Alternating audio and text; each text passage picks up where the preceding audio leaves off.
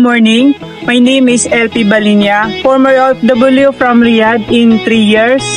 Nakita ko po itong Tau Elevate na sa lahat ng anuan ko na maghaw. So ito lang po nakita kong magandang opportunity. So dahil sa matagal na akong nalayo sa pamilya ko, so hindi na ako nagdalawang isip na hindi nasubukan, kundi ginarap ko talaga siya.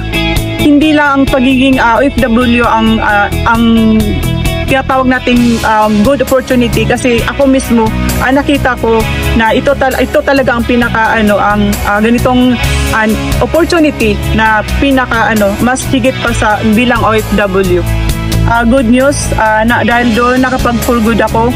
Ngayon dati na-inspired ako sa mga mentors natin, lalo na sa may-ari ng Tau Elevate, si Engineer Robert De La Piña, at sa mga BODs. Grabe, sobra silang nakaka-inspire. So ngayon nakakasama ko na sila na kamayan, kasi isa din tayo sa mga nagiging top 21 sa Tau Elevate.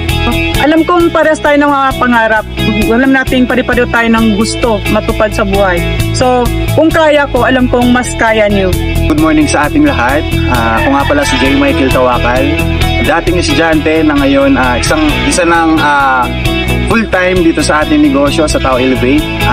Na-involve ako dito sa gantong negosyo sa tulong ng aking nanay, OFW from Saudi, na ngayon, ayan, so nakapag-for good na dito sa ating company sa Tau Elevate, and also kumikita na din dito sa ating company ng malaki. Kaya ikaw ngayon na nanonood, alam kong magagawa mo din kung ikaw naman din ay OFW.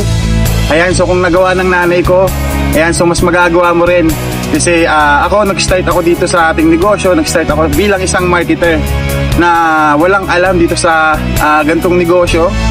Wala lang, kumbaga, trinay ko lang siya dati nung ako'y nagsisimula. Ginawa ko lang siya dahil sinabi lang ng nanay ko.